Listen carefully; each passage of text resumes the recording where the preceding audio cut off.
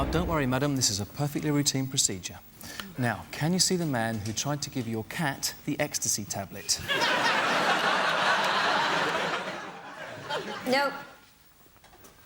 No. No. That's him. That's the man. Is it 'cause I is black? One for the trouble, two for the time. Come on, y'all, let's read this.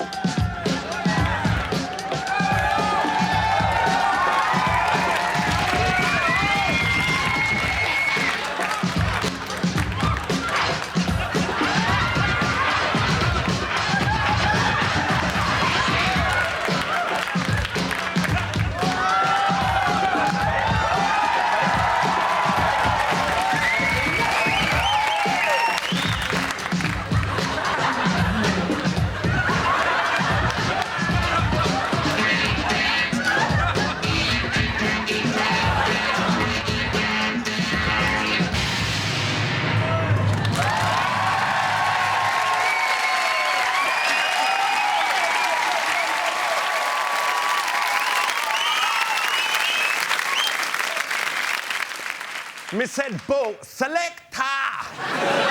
Shout going out to the West Midlands. Believe it or not, in our society, things like that happen every day, apart from the breakdancing bit. In police stations up and down the country, innocent people is getting fingered. Come on, let's stop the fingering. That was an identity parade. We has all got an identity. In fact, my mate Dave has got 3. He's known as George Phillips in the Bracknell Benefit Office. And in the one in Slough, you know, in Upton Lodge, is Sally Kemp. This show is also about freedom. Freedom to think, freedom to speak, and freedom to think even more. There's some people out there that is so ignorant that they spend all their time reading books and don't even bother watching telly. British TV is known round the world for its in-depth documentaries, nature programs, and unbiased news. America has so far managed to avoid that kind of shite. It still has telly of the highest quality. Check this. Selector. Now, it ain't just Britain that has got the telly. Now it has also spread to a place called America. That is why I has come here to Hollywood, and I ain't talking about the nightclub in Bracknell, to see the set of America's most famous drama called The Bold and the Beautiful, which apparently is about a fit girl with a shaven haven. Respect.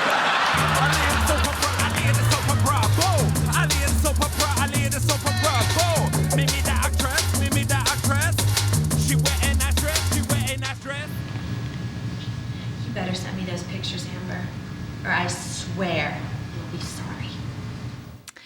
I've been introduced as B&B's new bad girl. Aye. So to give you a little future of what's gonna happen without telling you specifics. For real? Yeah. And can you tell us specifics? It's a secret, you just have to watch. So, what is it like when you do the romance scenes? What does that feel like?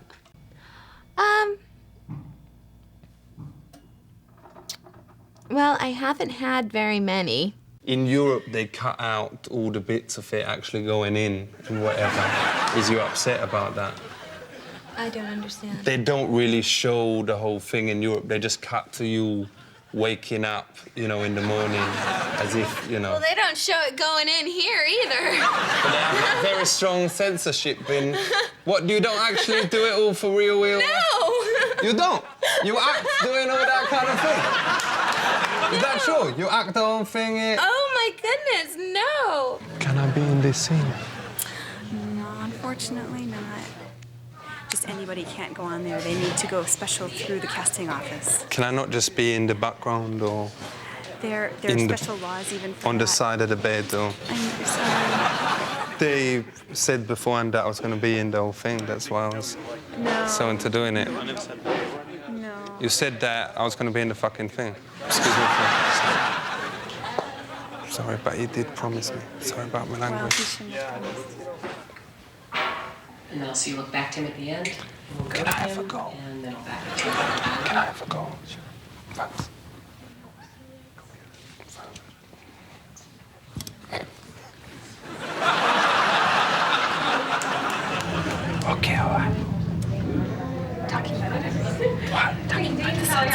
Okay. Why is it whispering? Oh, I thought it was because you were.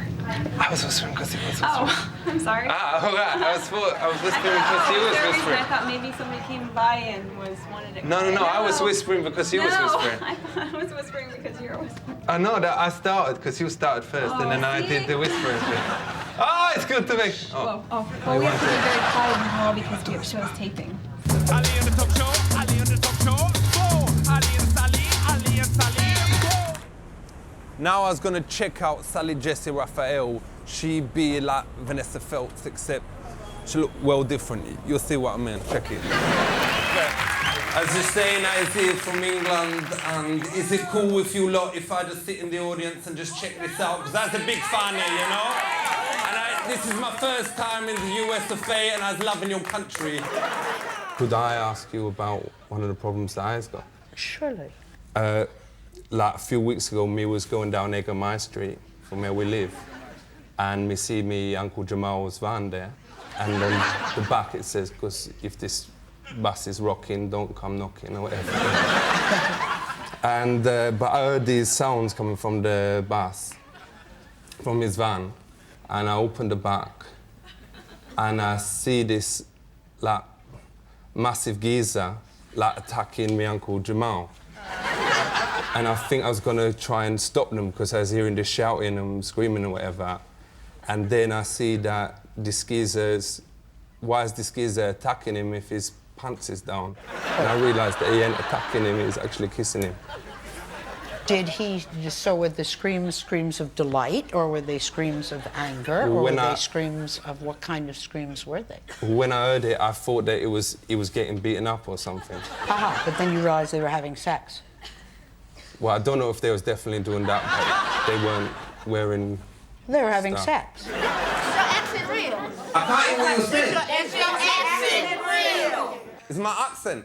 I tell you, a lot of people, I know that a lot of people out here in America think that everyone speaks like the Queen, but I tell you, there's a lot of people who is living not like the Queen, who don't speak like the Queen. So it ain't my problem if I don't sound like the Queen. I ain't the Queen. Once they start putting a crown on my head, giving me all the money, then maybe I'll start speaking like the Queen. Until that time, I ain't speaking like the Queen. My own posse is the West End's Massive. It'll be an honour to me and all them of my boys at home if you could big them up. Can I hear it for the West End's Massive?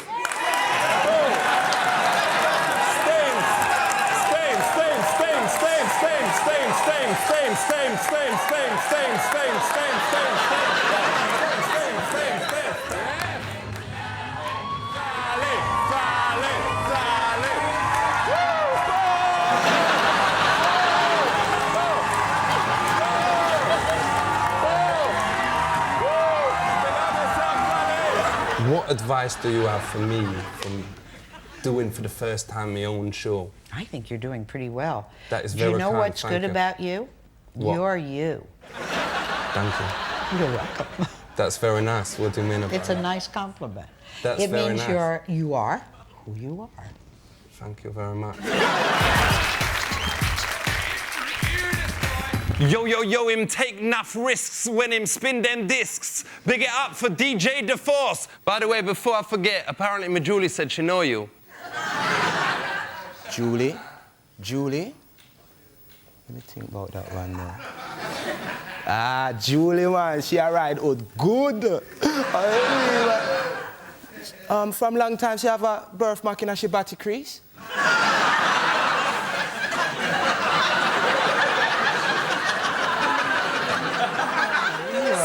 So, has you met her or not?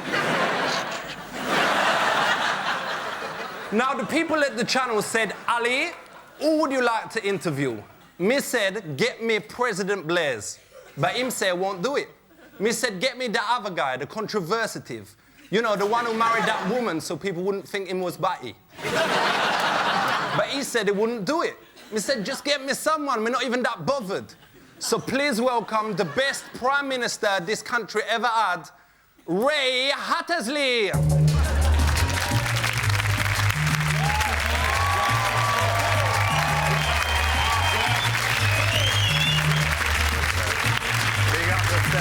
up yourself. Big up yourself. I was about, after the show, you, me, a jacuzzi, and anything you want from KFC. Anything. So is Roy short for Leroy? No. No, Roy is short for nothing. Where I come from, there are a lot of Roys. Roys are thick on the ground in Yorkshire. Roy is a very common name. So, Royston, what's happened to all your old homies like Neil Pillock? Well, he's a big man in Europe. He's really running things from... He's running tins there. Yeah, and as everybody knows, they're really running... As though they're running things there, they're also running things here. Aye, for real.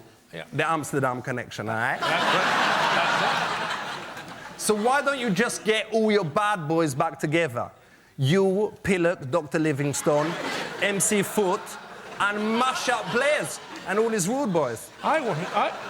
I wasn't a bad boy. I was as good boy you can possibly imagine. Actually, you've got to be well careful, though, if you attack the government. You need somebody well hard to take out Mo Molam, because she in the IRA, innit?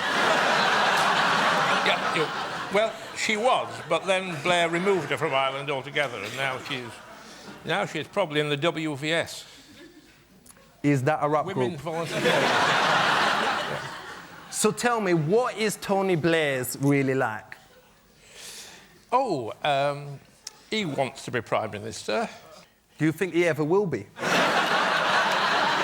I think in 10 years' time, Tony Blair will still be Prime Minister of this country. Do you think that he is perhaps a bit of a dong? I think he's a pretty successful Prime Minister. Listen, I know you can't say it because otherwise... Is Tony Blair's not a dong? Well,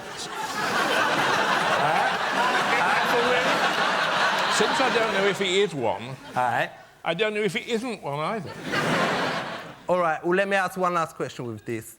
The opposite of everything you say is true. So, is he a dong? No. Yes, he's a dong!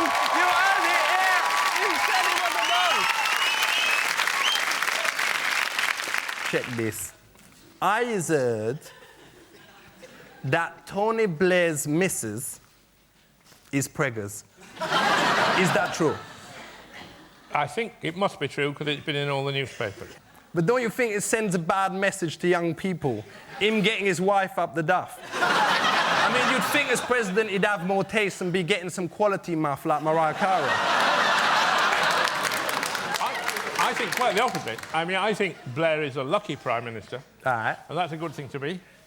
And I think the fact that his wife's having another baby will move him up the opinion polls 5%, 10%, I don't know, make him even more popular.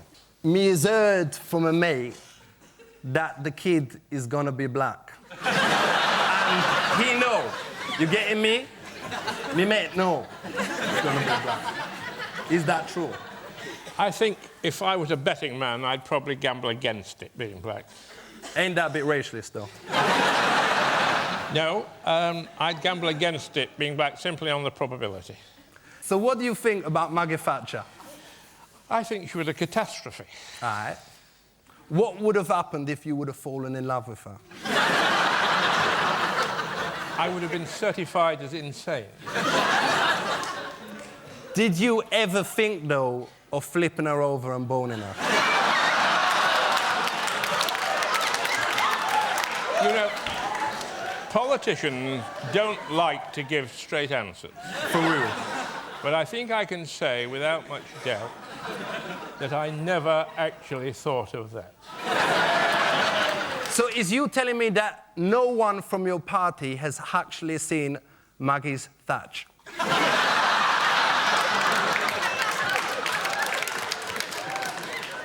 There are some sacrifices which are above and beyond the call of duty. Thank you very much, Les Battersby.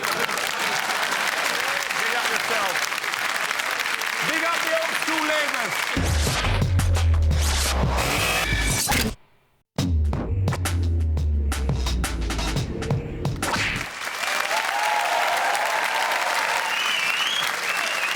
All right, don't go mental. Minstrel, you's been on it for ages. Welcome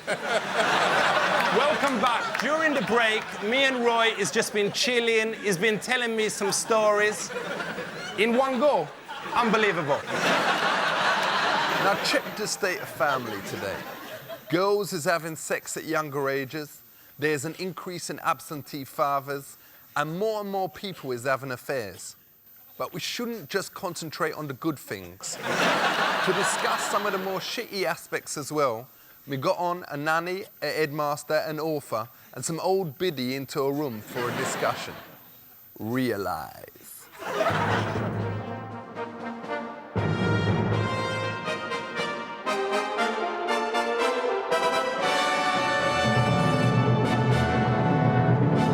So, at what age do you think you should start beating your kids? Never beating. I mean, I ain't talking about beating the crap out of them, but just something like a little dead arm or something like that. Yes, absolutely. I mean, when you think about it, a child learns from a small amount of pain. Do you think it's right to get a wet towel and flick the bucket? I don't think it will hurt them very much. Because that will teach them discipline, but also a sense of humour, because it can be funny for the kid as well. I mean, I don't think it's for any person to interfere in another person's way of doing things with their family. Let's bring this on. At what age should parents give their kids their first spliff? Spliff? What's a spliff? Like, It's illegal, do you know that? It ain't illegal if your dad gives it to you. Do you think at least they should teach them how to recognise good gear so they don't get sold dodgy origami? No, you should never teach a child that. You'll go to hell for it, in my opinion. You want to end up in your middle years visiting your child in prison, where he's beaten and buggered and given drugs. His life's finished. I mean, that's just the pits, man. For real, that's the pits, as you would say. OK, let's bring this on. I has read about this woman who is 80 who had a kid 80? by having sex with a test tube or whatever. I think it's something repulsive. Do you think it's ever right to have the test tube? Yeah, I think for couples, loving couples, who can create a wonderful family for a child, for some reason they can't do it biologically, that's a scientific benefit. Ain't it unfair bringing up a kid inside a tube? Ain't that going to be well bad for the kid?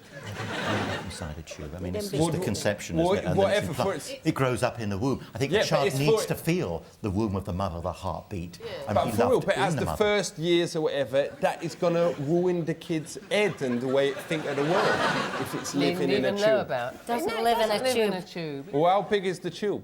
How big is the tube? It's just an ordinary tiny tube, and it's just the ordinary And they put it in conception. bigger tubes Not when a it... baby. But they do until, like, the year... At what age do they take it out of the tube? It's never in the tube. Days or hours. Do you think homosexuals who is gay should be allowed to adopt kids? I think it's an unnatural situation and not in the best interests of the children themselves. Do you not think it could be good because the kid could learn about the joys of brown love from every kid? What's brown love? Well, it could know that it ain't... Sex ain't only there, you know, there's also the brown wings, whatever. Homosexuals and For real, lesbians. that is an option. I think we need to teach children to understand that there are people who have an attraction to their same sex, but that it's unnatural. Or what about a couple of girls who like to drink from the furry cup? Should they be allowed to adopt kids? Couple of whom? Who like to, you know, eat from the bushy bowl, whatever. Should they be allowed to adopt kids? I have no experience of this, and I really don't know. OK. Do you think there's enough teenage pregnancy? Too much.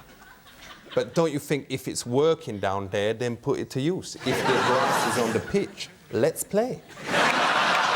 What is known as the cognitive maturity, to be able to relate cause and effect, for example. How come there's so much teenage pregnancy if English girls is all so frigid? Explain that. Don't know that they are. I don't know they are. Well, they are. There's got nothing on the French, because my mate went to Calais and he slept with 3 girls, and that was only in a day trip, and one of them was 28. Well, that's just promiscuous, for God's sake. He must have paid them. He didn't pick them up in the supermarket. No, he That's said just they fancied him promiscuous. and one of them was a model. They do it for a living. Now, I don't know if any of you has heard of it, but there is something out there called the Third World. These is some of the poorest and most shitty countries on the whole planet. Some of the children in Bangladesh is so poor that they is wearing trainers that is 3 or 4 years old. What is needed is sneakers that have real grip when it comes to the problems these kids face in doing the moonwalk and crazy legs. This is Samira. She has to walk for over 30 miles to the nearest disco. And don't think that just because she lives in the jungle that she has ever heard any. She ain't never listened to nothing above 130 BPM. So what we want to do today is turn the tables on the Third World by giving the Third World turntables. If you remember one thing from tonight, let it be this. Give a man a compilation tape and he will dance for a night. Teach a man to scratch and he'll be dancing for generations.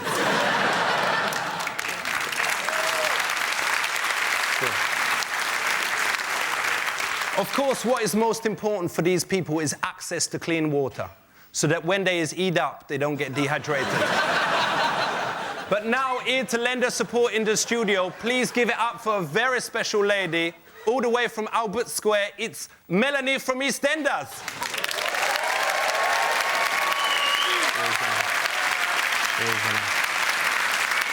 Melanie. Can we just say, and I hope everyone out there agree with me, that you is the best thing in that show. You is absolutely brilliant.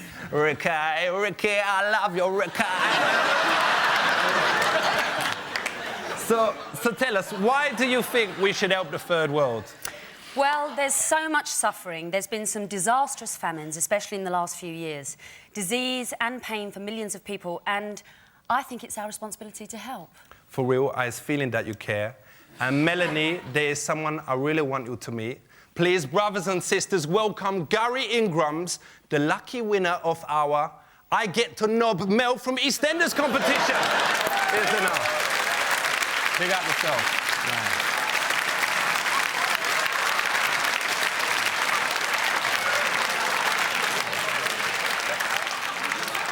You are joking, no? No. But I've come on to help a good cause and do a bit of a tap dance, not have sex with a teenager. But they've been selling tickets in every little chef around the country. I myself has bought 40. Well, maybe you should have thought about asking me first. But how do you think this poor boy must be feeling? I mean, look at him. It ain't gonna take very long. No. Fair enough. Me respect you all the more for that. Will you at least bring him off? No. Come on, it's for charity. Just a quick shake and vac. I'm sorry, but no. Well, you is a very, very bad person, and I hope that Coronation Street go down the tube.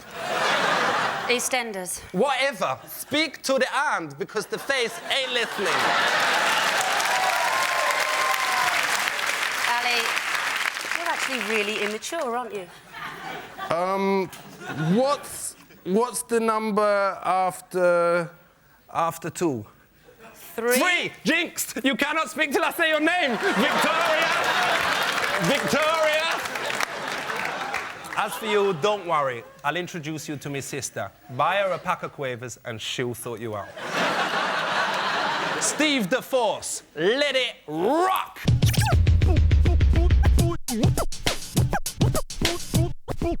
Booyakasha! Now, we all look back at the music of the 80s and laugh hysterically at their hair and clothes. But who knows, in 50 years' time, people may look at a picture of me and think I look ridiculous. I doubt it. That is why this week I was gonna take an 80s legend and help bring her into the 20th century. So, from the Pretenders, please big it up for Chrissy Hynde!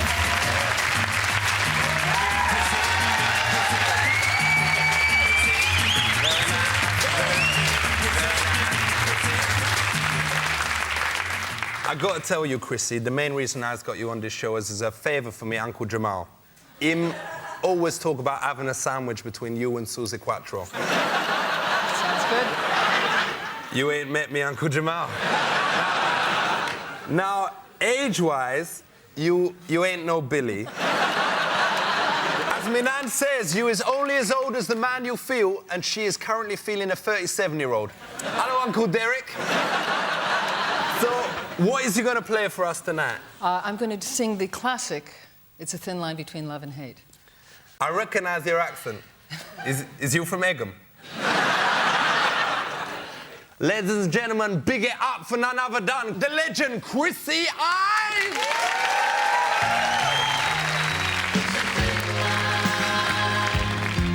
Between love and hate, it's a thin line. Between love and hate, it's 5 o'clock in the morning, and you're just getting in. You knock on the This door. is really depressing. You was running over the show. Let's speed this up a tiny bit. Is it? She opens up the door and lets you in. Never once Speed it up a asked tiny where bit more. you've been. She said, are you hungry? Did you eat yet? Yes. Let me hang up your Up a bit more. Pass Feeling me the your vibe. hat. All the time she's smiling. Never once raises her voice. Thin line now. Between love and hate. It's a thin line. Between love and hate. She's gonna fool you one day. Sweetest woman in the world. The cleanest woman in the world. Chrissy now. Hold tight, Ricky C, Ricky C. 1, 2, 1, 2, the Army crew. Shout going out to me, Julie. My mum's gonna be home at about 11:30. Can have chips instead of onion rings tonight. Fool me. Gonna fool you one day. There is a thin line between love and hate. It's a thin line. As Chrissy Hynde says tonight, there's a thin line between many things in life. And especially between Punani and Batty. So take care and don't tell your missus I'm the wrong man. Good night and John bless. Respect Bo.